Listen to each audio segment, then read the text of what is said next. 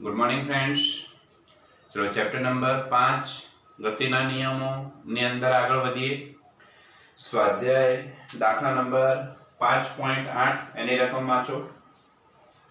જેમાં તમને કીધું છે 36 કિલોમીટર પર અવર ની ઝડપથી વાહન ચલાવતો એક ડ્રાઈવર રસ્તા વચ્ચે એક બાળકને ઊભેલો જુએ છે અને તે બાળકને બચાવવા માટે તેનું વાહન 4 સેકન્ડમાં સ્થિર થવું તેને જરૂરી લાગે છે. તો વાહન પર વેગ ઘટાડતું સરેરાશ કેટલું બળ હશે? અને વેગ ઘટાડતું સરેરાશ બળ એટલે કે વેગમાં ઘટાડો થાય એટલે પ્રતિ પ્રવેગ મળે અને એ જે બળ હશે આપણે એને અવરોધક બળ કહીશું. વાહનનું દળ તમને આપ્યું છે 400 કિલોગ્રામ અને ડ્રાઈવરનું દળ આપી દીધું છે અહીંયા આગળ 65 કિલોગ્રામ. ચલો 36 કિલોમીટર પર હવાની ઝડપ આપી છે પ્રારંભિક. તો પ્રારંભિક ઝડપ v0 36 કિલોમીટર પર અવર. કિલોમીટર પર અવર માંથી મીટર પર સેકન્ડ માં જાઓ 5/18. વિદ્યાર્થી મિત્રો 5/18 વડે ગુણી દેવાના. 18 દુ 36 એટલે થઈ જશે 10 મીટર પર સેકન્ડ. ચલો હવે અહીંયા આગળ કીધું છે તે વાહનને 4 સેકન્ડમાં સ્થિર કરે છે. જ્યારે વાહન સ્થિર થાય અને વાહન સ્થિર થાય તો એનો અંતિમ વેગ v બરાબર કેટલા 0 અને આ વખતનો સમયગાળો સમય એ કેટલા સેકન્ડ છે 4 સેકન્ડ છે. તમને વાહનનું દળ આપ્યું છે 400 કિલોગ્રામ. વાહનનું દળ જેને m1 કહી દઈએ 400 કિલોગ્રામ. જ્યારે વાહનની અંદર ડ્રાઈવર છે એ ડ્રાઈવરનું દળ આપી દીધું છે 65 કિલોગ્રામ. તો ડ્રાઈવરનું દળ જેને m2 કહી દઈએ એ આપ્યું છે 65 કિલોગ્રામ.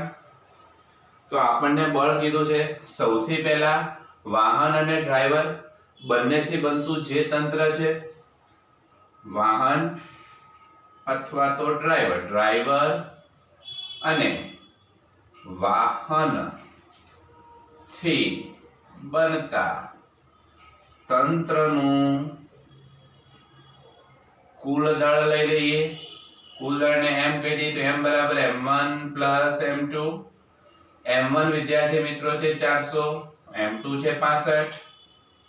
તો m બરાબર કેટલા થઈ જાય 465 કિલોગ્રામ થઈ જશે. ચલો હવે અહીંયા આગળ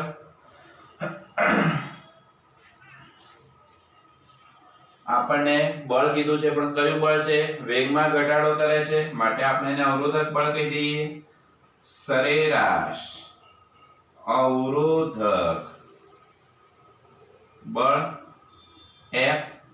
F બરાબર કેટલા તો કે m a પણ a એટલે પ્રવેગ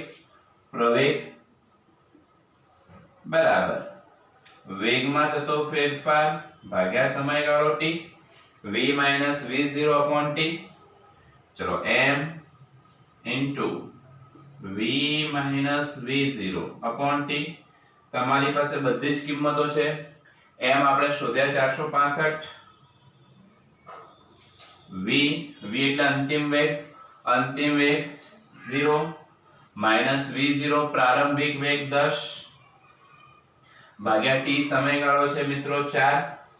0 10 એટલે -10 ભાગ્યા 4 આ રીતે લખી દઈએ -465 ગુણ્યા 10 ભાગ્યા કેટલા 4 ને 465 ગુણ્યા 10 ભાગ્યા 4 કરશો વિદ્યાર્થી મિત્રો તો તમને આ જે જવાબ છે એ જવાબ મળશે -1162.5 ન્યૂટન. કેલ્ક્યુલેટરની મદદથી તમારે જાતે સાદુરૂપ આપવાનું છે. અહીંયા આગળ વેગમાં ઘટાડો કરતું એટલે કે પ્રતિ પ્રવેગ ઉપજાવતું બળ છે માટે આગળ ચિહ્ન કયું આવ્યું છે માઈનસ. જો તમે એનું મૂલ્ય લખો તો પ્લસ લખી શકો છો. તો આ રીતે આપણને બળ કેટલું મળશે -1162.5 ન્યૂટન. જેને આપણે કયું બળ કહીશું સરેરાશ અવરોધક બળ. સહેલો દાખલો છે ઝડપથી નોંધી લો ત્યારે. ચલો મિત્રો સ્વાધ્યાય દાખલા નંબર 5.9 ની રકમ જુઓ. ઊંચકાયા વગર 20,000 કિલોગ્રામનું દળ ધરાવતું એક રોકેટને વિસ્ફોટ કરાવતા તે ઉર્ધ્વ દિશામાં 5 મીટર પર સેકન્ડના પ્રારંભિક વેગથી ગતિ કરે છે પ્રારંભિક પ્રવેગથી ગતિ કરે છે તો વિસ્ફોટથી લાગતો પ્રારંભિક ધક્કો જેને કૌંસમાં બળ કીધું છે શોધવાનું કીધું છે તમને રોકેટનું દળ અહીંયા આગળ આપી દીધું છે 20,000 કિલોગ્રામ દળ m બરાબર 20,000 કિલોગ્રામ નંબર 2 એનો પ્રારંભિક પ્રવેગ આપી દીધો છે a બરાબર 5 મીટર પર સેકન્ડ સ્ક્વેર હવે વિદ્યાર્થી મિત્રો રોકેટ જે છે એ રોકેટ કે જેની અંદર આ રોકેટ એનો આપણે FBD દોરીએ તો રોકેટ જ્યારે સ્થિર અવસ્થામાં હોય છે અને જ્યારે રોકેટ સ્થિર અવસ્થામાં હોય ત્યારે એના પર અધો દિશામાં વજન બળ mg લાગતું હોય છે હવે જ્યારે આ જે રોકેટ છે એ રોકેટનો વિસ્ફોટ કરાવવામાં આવે છે એટલે રોકેટની નીચેથી એને આગ લગાડવામાં આવે છે જ્યારે આપણે રોકેટને વિસ્ફોટ કરવા માટે નીચેથી આગ લગાડીએ છીએ ત્યારે એ રોકેટ ન્યૂટનની ગતિના ત્રીજા નિયમ મુજબ જમીન ઉપર બળ લગાડે છે અને જમીન ઉપર જેટલું બળ લગાડે છે એટલું જ જમીન પણ રોકેટ ઉપર બળ લગાડે છે અને પરિણામ સ્વરૂપે એ રોકેટ ઉર્ધ્વ દિશામાં ગતિ કરે છે તો રોકેટને જમીનના કારણે ઉર્ધ્વ દિશામાં લાગતું બળ એટલે કે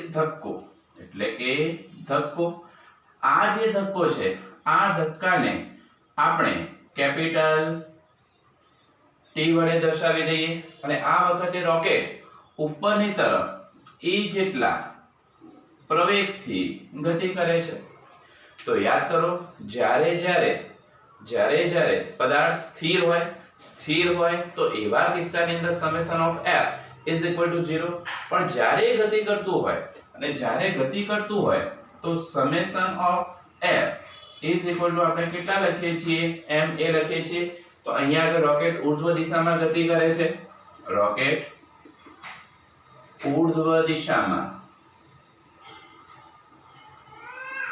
ગતિ કરતું હોય અને રોકેટ ઉર્ધ્વ દિશામાં ગતિ કરતું હોય summation of f is equal to ma પરિણામી બળ હવે સમેશન ઓફ f ઉપરની દિશામાં ગતિ કરે છે એટલે ઉપરનું બળ મોટું હશે મોટામાંથી નાના શું કરી દો બાદ માટે t mg બરાબર ma mg વિદ્યાર્થી મિત્રો પેલી બાજુ જાય તો પ્લસ થઈ જશે mg ma m કોમન લઈ લો g a g ની વેલ્યુ સરળતા ખાતર આપણે 10 લઈ શકીએ અહીંયા આગળ આપણને બુક ની અંદર આપી નથી સરળતા ખાતર આપણે કેટલા લઈ લઈએ 10 લઈ લઈએ ચલો m રકમમાં આપેલા છે 20,000 g 10 a આપી દીધા છે 5 20,000 ગુણ્યા 10 ને 5 15 આ 1 2 3 4 તો ગુણ્યા 10 ની 4 લખી દઉં 15 દુ 30 માટે 30 ગુણ્યા 10 ની ઘાતમાં 4 ન્યૂટન માટે ઉપરની દિશામાં લાગતો ધક્કો બળ જે કેટલું છે t બરાબર 30 ગુણ્યા 10 ની 4 છે જો હજી એક બિંદુ કેન્સલ કરવું હોય તો આ રીતે પણ લખી શકાય 3 ગુણ્યા 10 ની ઘાતમાં 5 ન્યૂટન પણ લખવું હોય તો લખી શકાય તો ઝડપથી નોંધી લો ત્યારે વિદ્યાર્થી મિત્રો ચલો સ્વાધ્યાય દાખલા નંબર 5.10 ની રકમ જો 0.40 કિલોગ્રામ દળના અને પ્રારંભમાં ઉત્તર દિશામાં 10 મીટર પર સેકન્ડની ઝડપથી ગતિ કરતા એક પદાર્થ પર 8 ન્યૂટનનું બળ દક્ષિણ દિશામાં 30 સેકન્ડ સુધી લાગે છે બળ લગાડવાની ક્ષણને t બરાબર 0 અને તે સ્થાનને x બરાબર 0 લઈને t બરાબર -5 સેકન્ડ 25 સેકન્ડ અને 100 સેકન્ડ સમયે તેના સ્થાન શોધો તો વિદ્યાર્થી મિત્રો અહીંયા આગળ સૌથી પહેલા તમને દળ આપી દીધું છે m દળ m બરાબર આપી દીધા છે 0.40 કિલોગ્રામ 0.40 કિલોગ્રામ। પછી ઉત્તર દિશામાં 10 મીટર પર સેકન્ડની ઝડપથી ગતિ કરી રહ્યો છે એટલે પ્રારંભિક ઝડપ આપી દીધી છે v0 10 મીટર પર સેકન્ડ। હવે આ પદાર્થ પર 8 ન્યૂટનનું બળ દક્ષિણ દિશામાં એટલે બળ F બરાબર 8 ન્યૂટન દક્ષિણ દિશામાં 30 સેકન્ડ સુધી લાગે છે। બળ લગાડવાની ક્ષણને t બરાબર 0 અને તે સ્થાનને x બરાબર 0 લઈને જુદા જુદા ત્રણ સમય -5, 25 અને 100 સેકન્ડ સમય સ્થાન શોધવાના કીધા છે। તો વિદ્યાર્થી મિત્રો આપણે અહીંયા આગળ સરળતા ખાતર આ રીતે સમજવા માટે આકૃતિ દોરીએ તો આને હું ઉત્તર દિશા કહી દઉં, આને દક્ષિણ દિશા કહી દઉં, ઉત્તર દક્ષિણ। આ બાજુ આપણે ધન x લઈ લઈએ, આ બાજુ ઋણ x લઈ લઈએ, ધન x ઋણ x। હવે અહીંયા આગળ આપણને કીધું છે પ્રારંભમાં ઉત્તર દિશામાં, આ દિશા ઉત્તર એટલે ઉત્તર દિશામાં ગતિ કરી રહ્યો છે પદાર્થ આ રીતે, આ દિશે ઉત્તર દિશામાં ગતિ કરી રહ્યો છે જેની પ્રારંભિક ઝડપ કેટલી છે v0 અને એ વખતે પદાર્થ પર 8 ન્યૂટનનું બળ દક્ષિણ દિશામાં એટલે ગતિ કરે છે ઉત્તરમાં, પણ આપણે બળ કઈ દિશામાં લગાડી રહ્યા છીએ તો આપણે બળ લગાડી રહ્યા છીએ એના પર દક્ષિણ દિશામાં। F બરાબર કેટલા ન્યૂટનનું 8 ન્યૂટનનું અને 8 ન્યૂટનનું જો બળ દક્ષિણ દિશામાં ગતિની વિરુદ્ધ દિશામાં લગાવીએ તો આગળ ચિહ્ન કયું લઈ લઉં માઈનસ લઈ લઉં, કયું માઈનસ। તો આ વખતે સૌથી પહેલા t બરાબર 5 સેકન્ડે -5 સેકન્ડે એનું સ્થાન શોધવું છે અને -5 સેકન્ડે સ્થાન તો t બરાબર -5 સેકન્ડ માટે સ્થાન। તો વિદ્યાર્થી મિત્રો આપણી પાસે વેગનું સૂત્ર છે વેગ બરાબર અંતર ભાગ્યા સમય। તો અંતર બરાબર વેગ ગુણ્યા સમય। કયા સેકન્ડનો છે -5 સેકન્ડનો તો x -5 કહી દઉં।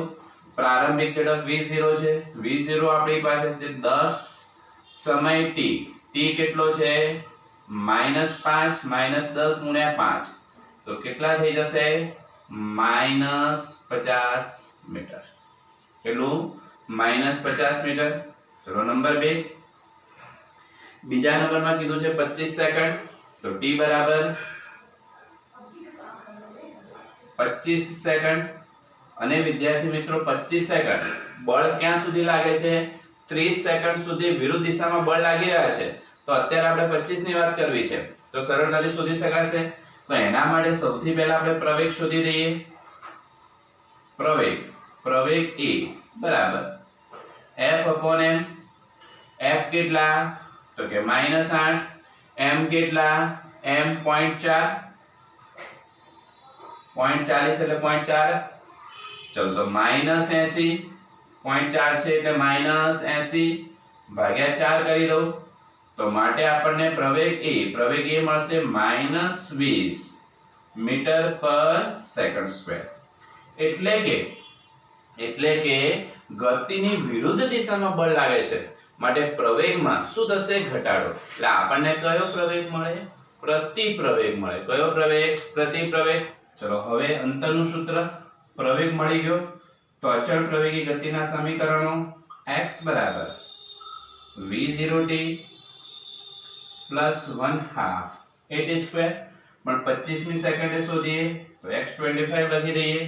ચલો v0 છે આપણી પાસે 10 t 25 1/2 a -20 t 25 25 ગુણ્યા 10 250 પ્લસ માઈનસ ચલો આ બે કેટલા થઈ જશે 10 25 નો વર્ગ 625 625 ગુણ્યા 10 6250 તો x 25 બરાબર -6000 મીટર। એટલે વિદ્યાર્થી મિત્રો -6000 એટલે તમે એને -6 કિલોમીટર પણ લખવા હોય તો લખી શકાય, કારણ કે આ 1000 એટલે કિલોમીટર, તો -6 કિલોમીટર પણ લખવા હોય તો લખી શકાય. તો -6 કિલોમીટર, તો 25મી સેકન્ડ એનું સ્થાન x25 -6000 મીટર અથવા તો -6 કિલોમીટર. ચલો નંબર 3, જેમાં વિદ્યાર્થી મિત્રો આપણને કીધું છે 100મી સેકન્ડે t બરાબર 100 સેકન્ડે એનું સ્થાન, અને 100 સેકન્ડે જો મારે એનું સ્થાન શોધવું હોય તો t બરાબર 100 સેકન્ડ માટે ત્રીજો ભાગ. ચલો વિદ્યાર્થી મિત્રો, t બરાબર જો 100 સેકન્ડની હું વાત કરતો હોઉં તો સૌથી પહેલા મારે એના બે ભાગ પાડી દેવા પડે, કારણ કે જે 30 સેકન્ડ છે 30 સેકન્ડ સુધી તો પદાર્થ પર ગતિની વિરુદ્ધ દિશામાં બળ લાગે છે, અને ગતિની વિરુદ્ધ દિશામાં બળ લાગે તો એના કારણે ત્યાં આગળ જે ગતિ છે પ્રતિપ્રવેગી ગતિ થાય. તો એ ગતિ દરમિયાન કેટલું અંતર કપાય છે? ફરીથી સૂત્ર તો આનું આ જ આવશે, x બરાબર v0t પ્લસ 1/2 at². પણ આ વખતે સમય t આપણે કેટલા લઈ લઈએ? 30 સેકન્ડ. જો લખવું હોય તો આ રીતે આપણે લખી શકીએ,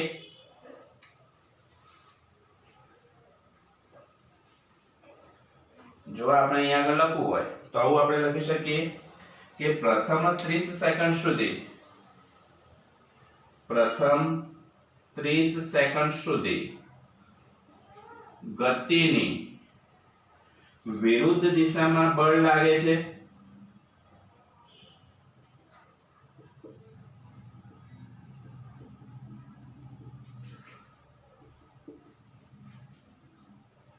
પ્રતિપ્રવેગી ગતિ થાય,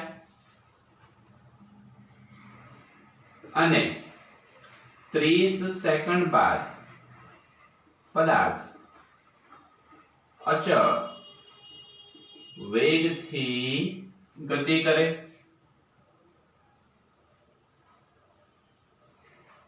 અચળ વેગથી ગતિ કરે. તો પ્રથમ 30 સેકન્ડ સુધી તો બળ લાગે છે, તો પહેલો ભાગ કેટલા સેકન્ડ સુધી? t બરાબર 30 સેકન્ડ. t બરાબર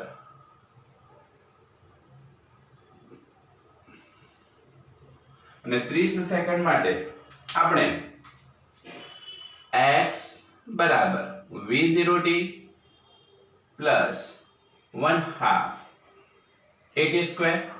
ચલો અહીંયા આગળ x 30 લખી દઈએ, v0 10, t 30 પ્લસ 1/2 એ પ્રવેગ આપણે વિદ્યાર્થી મિત્રો શોધેલો છે -20 અને t 30 નો વર્ગ. ચલો 30 ગુણ્યા 10 300 પ્લસ માઇનસ 900, આ બે 10 એટલે 900 પાછળ એક મીંડું એટલે 9000, 9000 માંથી 300 જાય તો x 30 બરાબર -8700 મીટર. કેટલા? -8700. એટલે જ્યાં સુધી બળ લાગે છે ત્યાં સુધી તે આટલું અંતર કાપી દેશે, પણ હવે 30 સેકન્ડ બાદ 30 સેકન્ડ બાદ પદાર્થનો અંતિમ વેગ, અને વેગ v બરાબર v0 પ્લસ કેટલા? 30 સેકન્ડ બાદનો વેગ. ચલો v0 એટલે પ્રારંભિક વેગ તો છે 10, એ કેટલા છે? -20, t કેટલા? 30. તો v બરાબર 10 પ્લસ માઇનસ 3 દુ 6, 600 માઇનસ 10 માઇનસ 590 મીટર. કેટલા? -590 મીટર. એટલે 30 સેકન્ડ બાદ કે જ્યારે હવે આ બળ લાગતું નથી તો ત્યારે એનો વેગ આટલો હશે, અને આટલો વેગ કેટલી સેકન્ડ? 30 સેકન્ડ પછી. તો 100 માંથી 30 હું બાદ કરી દઉં તો વધ્યા કેટલા? 70. તો t બરાબર t બરાબર 70 સેકન્ડ માટે વાત કરીએ અને 70 સેકન્ડ માટે વાત કરીએ તો આ સૂત્ર x બરાબર વેગ ગુણ્યા સમય x બરાબર વેગ ગુણ્યા સમય પણ આ વખતે 70 સેકન્ડ x 70 વેગ કેટલો વિદ્યાર્થી મિત્રો 590 t કેટલા 70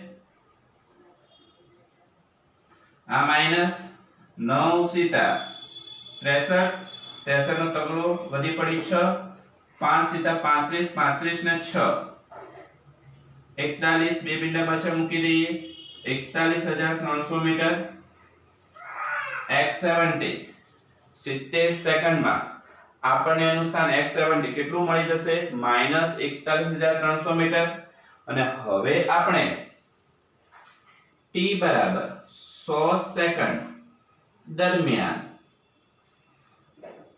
કાપેલ કુલ અંતર અને કુલ અંતર x 100 બરાબર x 70 plus x 30 x 70 minus 41300 minus 8700 चलो आ 0 है 0 0 है 0 चलो 3 3 અને 7 10 ની 0 વધી પડી 1 8 ને 1 9 9 ને 1 10 ની 0 વધી પડી 1 4 ને 1 5 તો -50000 મીટર કેટલા -50000 ને -50000 એટલે -50 કિલોમીટર લખવા હોય તો પણ લખી શકાય તો આમ 100 સેકન્ડ દરમિયાન એને કાપેલું અંતર અથવા તો સ્થાન કેટલું થઈ જશે -50000 અથવા -50 કિલોમીટરમાં તો આ રીતે આપણે એના સ્થાન શોધી દીધા પહેલા બે ભાગ સરળ છે ત્રીજો ભાગ જે છે એમાં કેટલા ભાગ બે 30 સેકન્ડ સુધી બળ લાગે છે માટે 30 100 માંથી 30 જાય એટલે બીજો ભાગ 70 અને એના પછી બંનેનો શું કરી દો સરવાળો કરી દો તો નોંધી લો ત્યારે 5.11 એક ટ્રક છે સ્થિર સ્થિતિમાંથી શરૂ કરીને 2 મીટર પર સેકન્ડ સ્ક્વેરની પ્રવેગિત ગતિ કરે છે t બરાબર 10 સેકન્ડે ટ્રકની ઉપર ઊભેલી એક વ્યક્તિ જે જમીનથી 6 મીટર ઊંચાઈએ છે એ પથ્થરને પડવા દે છે મુક્ત પતન કરાવે છે તો t બરાબર 11 સેકન્ડે પથ્થરના વેગ અને પ્રવેગ કેટલા હશે હવાનો અવરોધ અવગણી દો તો ટ્રક સ્થિર સ્થિતિમાંથી શરૂઆત કરે છે તો એનો પ્રારંભિક વેગ પ્રારંભિક ઝડપ કેટલી હશે વિદ્યાર્થી મિત્રો 0 હશે ચલો હવે આ ટ્રક ધારો કે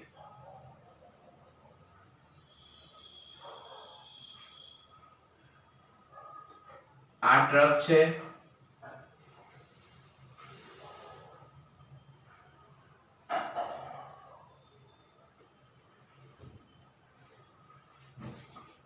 આ ટ્રક હવે આ જે ટ્રક છે કઈ દિશામાં ગતિ કરી રહ્યો છે વિદ્યાર્થી મિત્રો આ દિશામાં ધારો કે ગતિ કરી રહ્યો છે અને એ વખતે એની પ્રારંભિક ઝડપ કેટલી છે 0 છે તે 2 મીટર પર સેકન્ડની પ્રવેગિત ગતિ કરે છે તો આ દિશામાં એનો પ્રવેગ કેટલો હશે 2 મીટર પર સેકન્ડ સ્ક્વેર છે તો આ દિશાને જો સમક્ષિતિજ દિશા કહી દઉં તો ટ્રકનો સમક્ષિતિજ દિશામાંનો વેગ અને ટ્રકનો સમક્ષિતિજ દિશામાંનો વેગ v બરાબર v0 પ્લસ 80 પણ સમક્ષિતિજ દિશાને જો x અક્ષ કહી દઉં તો vx આને v0x કહી દઉં કેટલા કહી દઉં v0x ચલો t સમય t બરાબર કેટલા સેકન્ડ 10 લઈ લઈએ v0x 0 એ આપી દીધા છે 2 t કેટલા 10 તો ટ્રકનો સમક્ષિતિજ દિશામાંનો વેગ કેટલો થઈ જશે 20 મીટર પર સેકન્ડ જે અચળ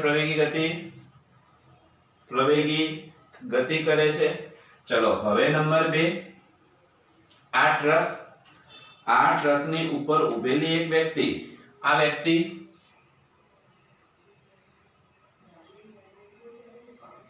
વ્યક્તિ જે એક પથ્થરને મુક્ત પતન કરાવે છે.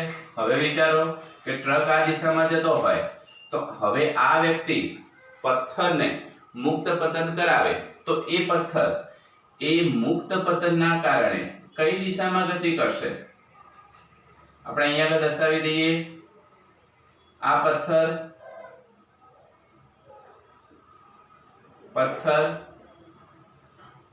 મુક્ત પતન કઈ દિશામાં? શિરોલંબ દિશામાં. તો શિરોલંબ દિશાની જો આપણે વાત કરતા હોઈએ તો પથ્થર જે છે આ પથ્થરનો શિરોલંબ દિશામાંનો વેગ, પથ્થરનો શિરોલંબ દિશામાંનો વેગ. ચલો, પથ્થરનો શિરોલંબ દિશામાંનો વેગ જેને vy કહી દઈએ તો vy બરાબર v0y plus ay into t. જ્યાં v0y મુક્ત પતન પામે તો પ્રારંભિક વેગ કેટલો? 0 લઈ લો. ay બરાબર g, સરળતા ખાતર કેટલા લઈ લઈએ? 10 મીટર પર સેકન્ડ સ્ક્વેર. ચલો, સમય t. હવે અહીંયા આપણને કીધું છે કે આ વ્યક્તિ પથ્થરને પડવા દે છે તો 11મી સેકન્ડે એનો વેગ અને પ્રવેગ, અને 11મી સેકન્ડે શોધવું હોય તો 11મી સેકન્ડ, પણ એનાથી આગળ આપણને 10 આપેલા છે તો 11 - 10. તો t બરાબર કેટલા લઈ લો? 1 સેકન્ડ. ચલો, vy બરાબર v0y0 ay કેટલા લઈ લો? 10 ગુણ્યા t કેટલા લઈ લો? 1. તો vy બરાબર કેટલા થઈ જશે? 10 મીટર પર સેકન્ડ. હવે જો મારે એનું સદિશ સ્વરૂપ લખવું હોય, સદિશ સ્વરૂપ, તો આ vx છે તો x અક્ષની દિશા, x અક્ષની દિશામાંનો એકમ સદિશ i કેરેટ. તો આને આપણે આ રીતે લખી શકીએ વિદ્યાર્થી મિત્રો, સદિશ vx બરાબર 20 i કેરેટ મીટર પર સેકન્ડ. 20 i કેરેટ મીટર પર સેકન્ડ. જો આને સદિશ સ્વરૂપે લખીએ તો y દિશામાંનો એકમ સદિશ j કેરેટ, તો 10 j કેરેટ મીટર પર સેકન્ડ.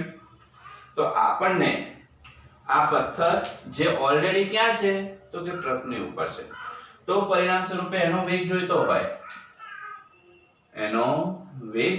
હોય, તો ટ્રક આ દિશામાં ગતિ કરે છે, એનો વેગ vx. પથ્થર આ દિશામાં ગતિ કરે છે, એનો વેગ vy. એનો વેગ કેટલો? vy.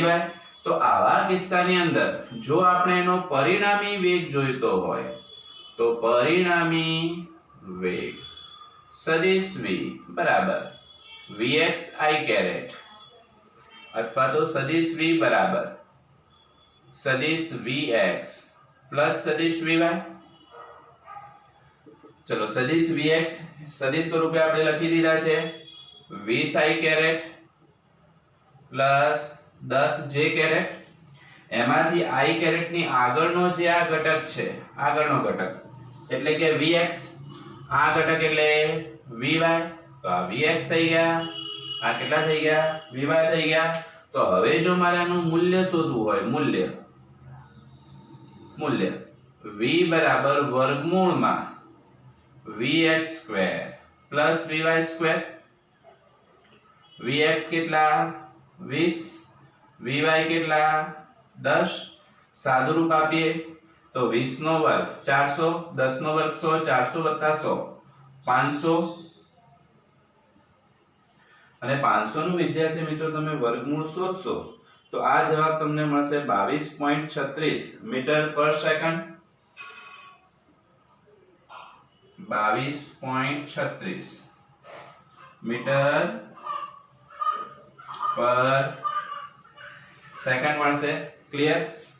બીજા નંબરની અંદર આપણે અહીં આગળ એની દિશા શોધવી હોય તો દિશા શોધવા માટે tan વિધેય એપ્લાય કરી દઈએ અને tan થીટા બરાબર vy upon vx, ચલો vy upon vx, vy કેટલા? 10 10 ભાગ્યા 20 એટલે 1/2 એટલે 0.5 અને તમે પાછળ નેચરલ ટેન્જન્ટ ની અંદર જોશો નેચરલ ટેન્જન્ટમાં અને નેચરલ ટેન્જન્ટ ની અંદર જો 0.5 જોશો તો તમને આ ખૂણો મળશે લગભગ 26.6 ડિગ્રી કેટલો મળશે 26.6 ડિગ્રી જેટલો મળશે ચલો બીજા નંબરમાં મને એના પ્રવેગ શોધવાના કીધા છે પ્રવેગ આ તો આપણે શું શોધ્યો વેગ શોધ્યો હવે આપણે શું શોધવો છે પ્રવેગ હવે વિદ્યાર્થી મિત્રો આ જે ટ્રક છે એ સમક્ષિતિજ દિશામાં 20 મીટર પર સેકન્ડની અચળ ઝડપથી ગતિ કરે છે અને 20 મીટર પર સેકન્ડની અચળ ઝડપથી ગતિ કરતો હોય તો ઝડપ તો અચળ છે ઝડપ અચળ હોય તો પછી પ્રવેગ એટલે વેગમાં થતો ફેરફાર પણ ઝડપ અચળ તો પ્રવેગ મળવાનો જ નથી એટલે આ વખતે તમને સમક્ષિતિજ દિશામાં પ્રવેગ કઈ દિશામાં સમક્ષિતિજ દિશામાં અને સમક્ષિતિજ દિશામાંનો પ્રવેગ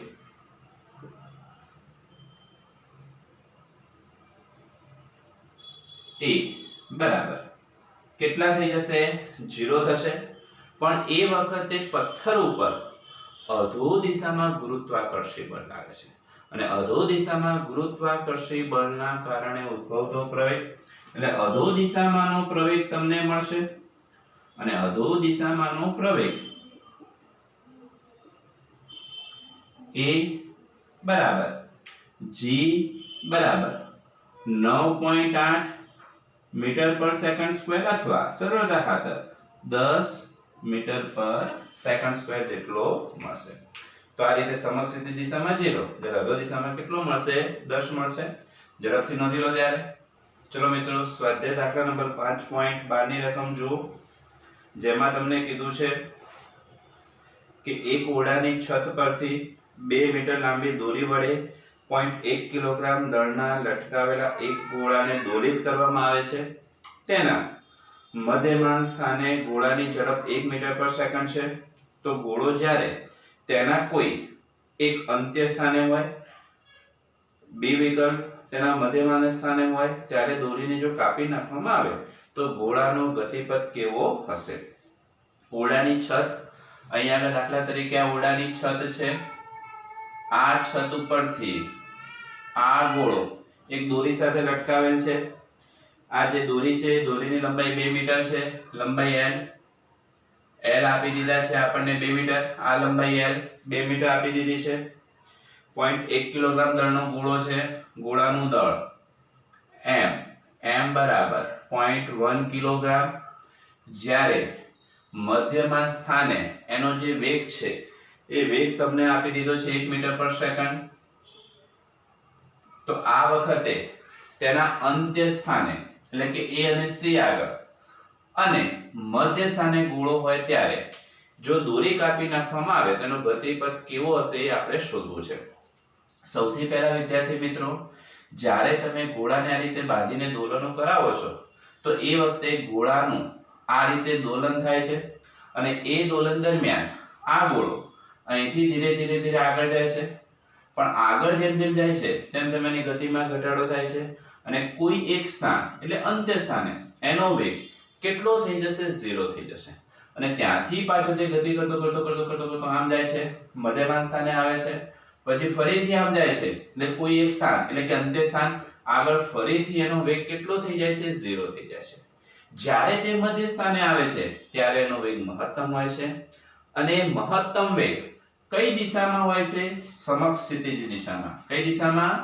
સમક્ષિતિજ દિશામાં હવે આપણે પ્રશ્ન એ છે કે આ અંત્ય સ્થાને ગોળો આવે છે એ વખતે દોરી કાપી નાખવામાં આવે તો વિદ્યાર્થી મિત્રો અંત્ય સ્થાનોએ વેગ કેટલો 0 વેગ 0 હોય અને જો તમે દોરી કાપી નાખો તો એના પર અધો દિશામાં વજન બળ લાગશે mg જેટલું ગુરુત્વાકર્ષણ બળ લાગશે એટલે ગોળો અધો દિશામાં આવશે એટલે નીચેની તરફ ગતિ કરશે તો એ વિકલ્પ જ્યારે ગોળો ગતિના અંત્ય સ્થાનો a અને c પર હોય ત્યારે તેનો વેગ 0 હશે તેથી આ સ્થાને જો દોરી કાપતા તે ગુરુત્વાકર્ષણ બળ mg ની અસર હેઠળ કઈ દિશામાં અધો દિશામાં ગતિ કરશે.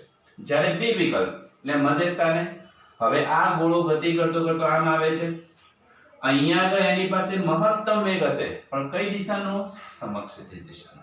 એટલે સમક્ષિતિજ દિશાનો મહત્તમ વેગ હશે. નંબર 2, અધો દિશામાં ગુરુત્વાકર્ષણ બળ તો લાગે જ છે એટલે એના કારણે ગુરુત્વ પ્રવેગ હશે. સમક્ષિતિજ દિશામાંનો વેગ, અધો દિશાની અંદર ગુરુત્વ પ્રવેગ તો હોય જ. તો આ બંનેના કારણે આ જે સ્થાન છે આ સ્થાને ગોળો એક પ્રક્ષિપ્ત પદાર્થની જેમ વર્તે. કોની જેમ? પ્રક્ષિપ્ત પદાર્થ, ચેપ્ટર નંબર 4. અને પ્રક્ષિપ્ત પદાર્થની જેમ વર્તે તો એ ગતિ કરતો કરતો કરતો આમ આવશે અને જો આમ આવતો હોય તો આ જે માર્ગ છે એ કયો માર્ગ થશે? પરવલયાકાર માર્ગ થશે. એટલે કે જ્યારે ગોળો મધ્યસ્થાન બી પર આવે છે ત્યારે તેને સમક્ષિતિજ દિશામાંનો v જેટલો વેગ હોય છે, જ્યારે અધો દિશામાં a બરાબર g બરાબર 10 મીટર પર સેકન્ડ સ્ક્વેર જેટલો પ્રવેગ હોય તે પ્રક્ષિપ્ત પદાર્થની જેમ વર્તે છે અને પરવલયાકાર માર્ગે શું કરે છે? ગતિ કરે છે. શાબ્દિક લખાણ છે, સમજી લેવાનું, પોતાની રીતે લખવાનું, નોંધી લો. ત્યારે ચલો મિત્રો, આગળનો જે દાખલો છે એ ગણતા પહેલા એક કોન્સેપ્ટ છે એ આપણે ક્લિયર કરી દઈએ. સૌથી પહેલા આપણે નિર્દેશ ફ્રેમ જે અગાઉ ભણી ચૂક્યા છીએ તો નિર્દેશ ફ્રેમ કોને કહીએ છીએ? નિર્દેશ ફ્રેમ તો અવલોકનકાર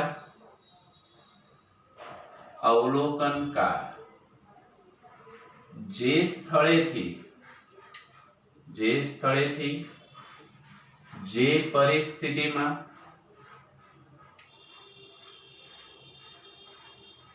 રહીને ઘટનાનું અવલોકન કરે તેને શું કહે છે? નિર્દેશ ફ્રેમ કહે છે. અવલોકનકાર જે સ્થળેથી જે પરિસ્થિતિમાં રહીને ઘટનાનું શું કરે? અવલોકન કરે તેને આપણે શું કહીએ છીએ? નિર્દેશ ફ્રેમ. દાખલા તરીકે કોઈ એક વ્યક્તિ છે જે રસ્તા પર ઊભો છે અને એ રસ્તા પર ઊભો કોઈ ગતિ કરતી ટ્રેનને જુએ છે તો એ ટ્રેનનું અવલોકન કરે છે. રસ્તા ઉપર ઊભો છે તો એને એ જે ટ્રેન છે એ ટ્રેન કેવી દેખાશે? ગતિમાન અવસ્થામાં દેખાશે. પણ એ જ વ્યક્તિ બરાબર એની બાજુમાં ઊભેલા કોઈ ઝાડનું અવલોકન કરે છે તો એ ઝાડ એને કેવું દેખાશે? સ્થિર દેખાશે. પણ એ જ ઝાડને ટ્રેનની અંદર રહેલો કોઈ વ્યક્તિ અવલોકન કરે તો એ ઝાડ એને ગતિમાન અવસ્થામાં લાગે છે. હવે ઝાડ તો એનું એ જ છે પણ રસ્તા ઉપર ઊભેલો વ્યક્તિ એ ઝાડને જુએ છે તો એને એ ઝાડ સ્થિર દેખાય છે તો એના માટે રસ્તો એ સ્થિર નિર્દેશ ફ્રેમ થઈ ગઈ. પણ જ્યારે ગતિમાન ટ્રેનમાંથી કોઈ વ્યક્તિ જુએ છે તો એને એ ઝાડ ગતિમાન અવસ્થામાં દેખાય છે તો એના માટે નિર્દેશ ફ્રેમ કઈ થઈ? તો કે ગતિમાન ટ્રેન થઈ. એટલે કે ક્યાંથી અવલોકન કરે છે તેને આપણે શું કહીએ છીએ? નિર્દેશ ફ્રેમ કહીએ છીએ. આ જે નિર્દેશ ફ્રેમ છે એના બે પ્રકાર છે. નિર્દેશ ફ્રેમ, આ નિર્દેશ ફ્રેમના કેટલા પ્રકાર છે? બે પ્રકાર છે. એક છે જડત્વીય નિર્દેશ ફ્રેમ અને બીજી છે અજડત્વીય નિર્દેશ ફ્રેમ. જડત્વીય નિર્દેશ ફ્રેમ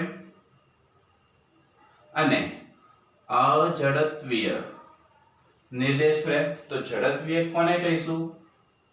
તો જે નિર્દેશ ફ્રેમમાં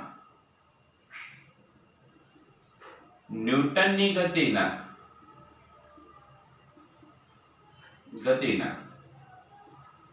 પ્રથમ નિયમનું પાલન થતું હોય તો તેને જડત્વીય નિર્દેશ ફ્રેમ કહે છે. તો તેને જડત્વીય નિર્દેશ ફ્રેમ કહે છે. જે નિર્દેશ ફ્રેમમાં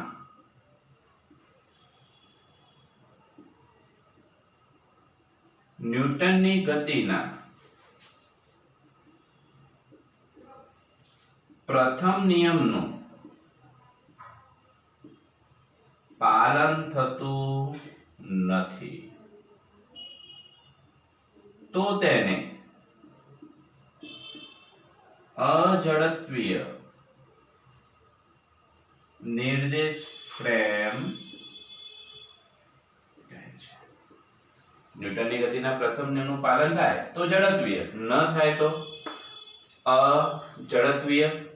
હવે ન્યૂટનની ગતિનો પ્રથમ નિયમ, તો ન્યૂટનની ગતિનો પ્રથમ નિયમ, જ્યાં સુધી પદાર્થ પર કોઈ ચોખ્ખું બાહ્ય બળ ન લાગે ત્યાં સુધી સ્થિર પદાર્થ સ્થિર અને અચળ વેગી ગતિ કરતો પદાર્થ પોતાની અચળ વેગી ગતિ કેવી રાખે છે? ચાલુ રાખે છે.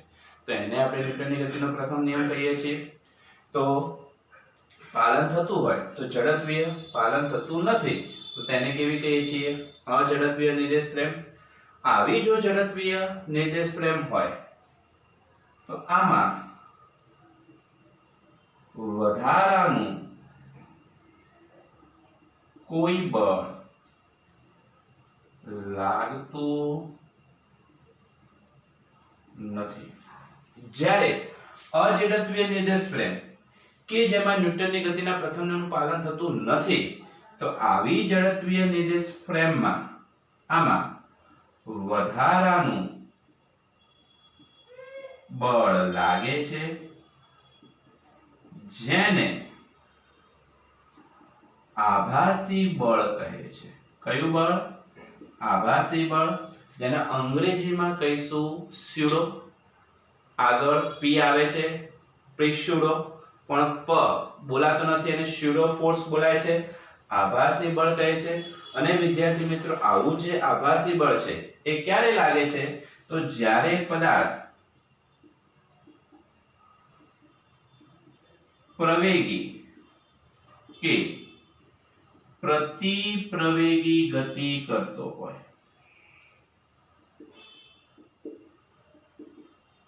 ત્યારે આવું બળ લાગે છે, એટલે કે આભાસી બળ લાગે છે. કેવી ગતિ કરતો હોય? પ્રવેગી ગતિ કરતો હોય ત્યારે આવું બળ લાગે છે. દાખલા તરીકે તમે બસની અંદર બેઠા છો, બસની અંદર, અને બસની અંદર બેઠા છો ત્યારે બસ સ્થિર છે. જ્યાં સુધી બસ સ્થિર છે તો તમારા પર કોઈ પણ પ્રકારનું બળ લાગતું નથી. તો એવા કિસ્સાની અંદર તમે સ્થિર હો તો સ્થિર રહો છો, તો આવા કિસ્સામાં વધારાનું કોઈ બળ ઉદ્ભવતું નથી. અને એનું જો મારે ઉદાહરણ લખવું હોય તો સ્થિર બસ અથવા અચળ વેગથી ગતિ કરતી બસ જેમાં ન્યૂટનની ગતિના પ્રથમ નિયમનું પાલન થાય છે. સ્થિર પદાર્થ કેવો રહેશે? સ્થિર. અને અચળ વેગી ગતિ કરતો પદાર્થ પોતાની અચળ વેગી ગતિ કેવી રાખશે? ચાલુ. તો આને આપણે જડત્વીય નિર્દેશ ફ્રેમ કહીશું. પણ આ જે બસ છે એ જ બસની અંદર તમે બેઠા છો, ડ્રાઈવર આવે છે, ગાડીને સેલ મારે છે અને અચાનક તે ગેરમાં ગાડી નાખે અને ગાડીને સ્ટાર્ટ કરે છે. તો જેવી ગાડી સ્ટાર્ટ કરે છે, બસ આગળ જાય છે, તો અચાનક તમે કઈ દિશામાં જાઓ છો? પાછળની દિશામાં. તમારા પર પાછળની દિશામાં જર્ક લાગે છે. શું લાગે છે? જર્ક. વાસ્તવમાં તમારું બોડી જે સ્થિર હતું એ સ્થિર રહેવાનો પ્રયત્ન કરે છે, પરંતુ અહીં આગળ અચાનક ઝાટકાથી જ્યારે બસ ઉપડે છે ત્યારે તમારા શરીર ઉપર પાછળની દિશામાં એક વધારાનું બળ લાગ્યું. એને જ કયું બળ કહે છે? તો કે આભાસી બળ કહે છે. આ વખતે તમે હતા સ્થિર, પણ હવે તમે સ્થિર રહેતા નથી, એટલે ન્યૂટનની ગતિના પ્રથમ નિયમનું પાલન થતું નથી.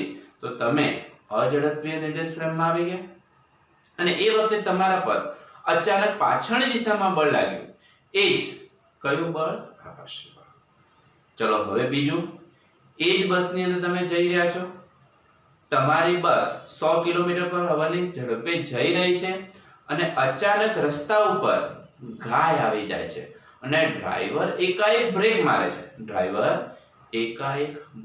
મારે છે. હવે બસ અચળ વેગથી ગતિ કરી રહી છે તો તમારું જે શરીર છે એ પણ અચળ વેગથી ગતિ કરી રહ્યું છે. પણ જ્યારે ડ્રાઈવર એકાએક બ્રેક મારે છે ત્યારે તમે તરત જ આગળની સીટ ઉપર અથડાવ છો. તમારું માથું, માથાના શરીરનો જે પણ ભાગ એ આગળની સીટ સાથે અથડાયો હશે ત્યાં આગળ એક બળ લાગ્યું છે. એ બળને જ કયું બળ કહીએ છીએ? આભાસી બળ કહીએ છીએ. અને એ આભાસી બળ જો વધારે પડતું હોય તો સવારે ઉઠીએ, રાત્રિ દરમિયાન બસમાં મુસાફરી કરતા હોઈએ અને સવારે ઉઠીએ તો કોઈ કે માથા ઉપર ઢીમચું કેનું થયું છે? શેનું થયું? આભાસી બળનું થયું. અને એનું જ જો તમારે બીજું ઉદાહરણ લખવું હોય તો વર્તુળમાં ગતિ કરતી ચકડોળ. આપણે બધા મોટી જાયન્ટ ચકડોળમાં બેઠેલા છીએ.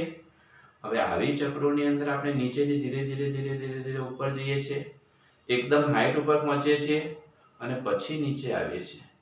પછી જેમ જેમ નીચે આવીએ છીએ ત્યારે એવું લાગે છે જ્યારે કે આપણું જે શરીર છે એનું જે વજન છે વજનમાં એકદમ ઘટાડો થયો. અચાનક નીચે આવીએ ત્યારે પેટની અંદર શરીરમાં કંઈક વિચિત્ર જેવું લાગે, જાણે કે શરીરનું વજન એકદમ લોસ થઈ ગયું, વેઇટ લોસ થઈ ગયું હોય.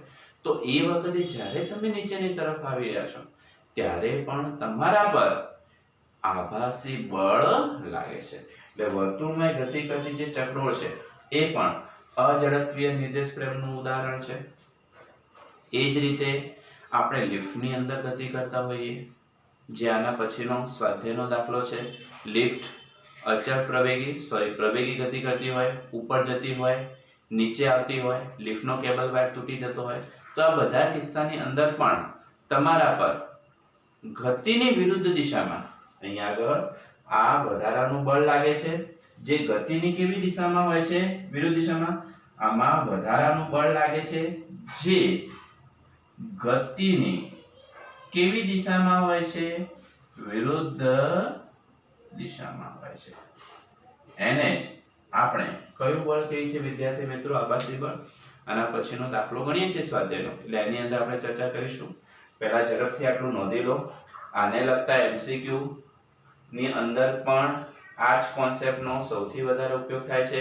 બરાબર વ્યવસ્થિત સમજજો, ચોપડામાં વ્યવસ્થિત નોંધજો અને વ્યવસ્થિત સમજવાનો એને પ્રયત્ન કરજો. ચલો મિત્રો, સ્વાધ્યાય દાખલા નંબર 5.13 ની રકમ, જેમાં તમને કીધું છે 70 કિલોગ્રામ દળનો એક માણસ છે. માણસનું દળ આપી દીધું છે m બરાબર 70 કિલોગ્રામ. આ 70 કિલોગ્રામ દળનો એક માણસ એક લિફ્ટમાં વજન કાંટા ઉપર ઊભો છે. તો નીચેના દરેક કિસ્સામાં વજન કાંટા પરનું અવલોકન કેટલું હશે? લિફ્ટ ઉપરની તરફ 10 મીટર પર સેકન્ડની નિયમિત ઝડપથી ગતિ કરતી હોય ત્યારે. તો આવા કિસ્સાની અંદર લિફ્ટ ઉપરની તરફ 10 મીટર પર સેકન્ડ. ચલો એ વિકલ્પ. આ લિફ્ટ છે, આ લિફ્ટ ઉપરની તરફ. કઈ તરફ? ઉપરની તરફ. હવે લિફ્ટ ઉપરની તરફ આપણને કીધું છે 10 મીટર પર સેકન્ડની અચળ ઝડપ. તો ઉપરની તરફ અચળ ઝડપ, આ અચળ ઝડપ v બરાબર કેટલા? 10 મીટર પર સેકન્ડ. હમણાં જ વિદ્યાર્થી મિત્રો મેં કીધું કે જ્યારે અચળ ઝડપ અચળ વેગથી ગતિ થતી હોય અને અચળ વેગથી ગતિ થતી હોય તો ન્યૂટનની ગતિનો પ્રથમ નિયમ, જ્યાં સુધી પદાર્થ પર વધારાનું કોઈ બાહ્ય બળ લાગતું નથી ત્યાં સુધી સ્થિર પદાર્થ સ્થિર અને અચળ વેગી ગતિ કરતો પદાર્થ પોતાની અચળ વેગી ગતિ ચાલુ રાખે છે. તો અહીંયા એની ઝડપ અચળ છે અને જો ઝડપ અચળ હશે તો એવા કિસ્સામાં વધારાનું કોઈ બળ ઉદ્ભવતું નથી. એટલે આ અહીં આગળ તમને આભાસી બળ, આભાસી પ્રવેગ મળશે નહીં. તો ઝડપ અચળ હોય,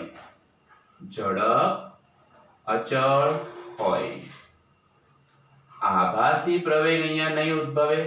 તો આભાસી પ્રવેગ એ બરાબર કેટલો થઈ જશે? 0 થઈ જશે. જો આભાસી પ્રવેગ નહીં હોય તો અધો દિશામાં માત્ર ને માત્ર એક જ બળ હશે. કયું બળ હશે? વજન બળ. તો વજન બળ W બરાબર કેટલા? mg. m તમને અહીંયા આપી દીધા છે 70. સરળતા ખાતર g 10 મીટર પર સેકન્ડ સ્ક્વેર લઈ લો. તો માટે W બરાબર 70 ગુણ્યા 10 બરાબર કેટલા થઈ જશે 700 ન્યૂટન. કેટલા ન્યૂટન 700 ન્યૂટન.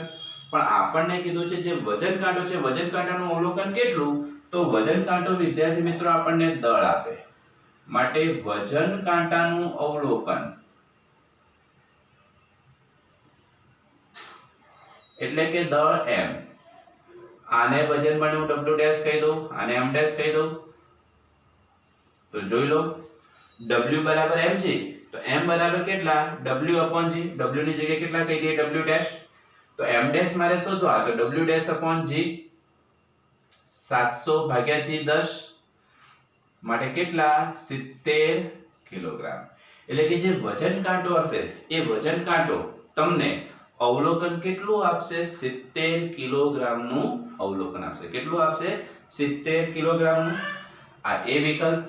હવે વિદ્યાર્થી મિત્રો જે બી વિકલ્પ છે જેમાં તમને કીધું છે લિફ્ટ નિમ્ન દિશામાં અધો દિશામાં 5 મીટર પર સેકન્ડના નિયમિત પ્રવેગથી ગતિ કરે. કઈ દિશામાં અધો દિશામાં. એટલે લિફ્ટની દિશા કઈ બી વિકલ્પમાં અધો દિશા. લિફ્ટ કઈ દિશામાં અધો દિશામાં. પછી સી વિકલ્પ. સી વિકલ્પની અંદર આ જે લિફ્ટ છે એ લિફ્ટ એટલા જ પ્રવેગથી ઊર્ધ્વ દિશામાં જાય છે. કઈ દિશામાં જાય છે ઊર્ધ્વ દિશામાં. જ્યારે ડી વિકલ્પ એની અંદર તમને કીધું છે યંત્ર રચના નિષ્ફળ જાય એટલે કે લિફ્ટનો કેબલ વાયર તૂટી જાય તો આપણને તો ઘણી વખત એટલા માટે લિફ્ટમાં બેસતા પણ ડર લાગે છે. પણ અહીંયા આગળ દાખલામાં આપણે ગણીએ લિફ્ટ અધો દિશામાં. લિફ્ટ એટલે કે જેની અંદર તમને આની ઉપર આભાસી બળ વધારાનું બળ લાગે છે. એટલે આ લિફ્ટ જ્યારે પ્રવેગી ગતિ કરતી હશે કે પછી પ્રતિપ્રવેગી ગતિ કરતી હશે એવા કિસ્સાની અંદર તે અઝડપીય નિર્દેશ પ્લેન બનશે વિદ્યાર્થી મિત્રો. ચલો અહીંયા આગળ સૌથી પહેલા લિફ્ટ. ચલો અહીંયા આગળ લિફ્ટ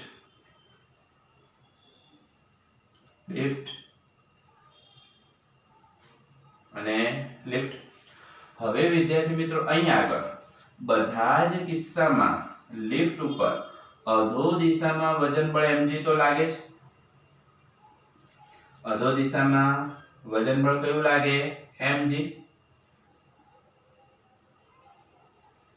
ચલો હવે જ્યારે લિફ્ટ 5 મીટર પર સેકન્ડના નિયમિત પ્રવેગથી એટલે પ્રવેગ તમને આપી દીધો છે પ્રવેગ a બરાબર કેટલો 5 મીટર પર સેકન્ડ સ્ક્વેર. હવે આ કિસ્સાની અંદર લિફ્ટ ક્યાં આવે છે અધો દિશામાં. એટલે લિફ્ટ આ દિશામાં આવે. જો લિફ્ટ અધો દિશામાં આવતી હોય નીચેની તરફ આવતી હોય તો એવા કિસ્સાની અંદર વિદ્યાર્થી મિત્રો જે આભાસી બળ છે એ આભાસી બળ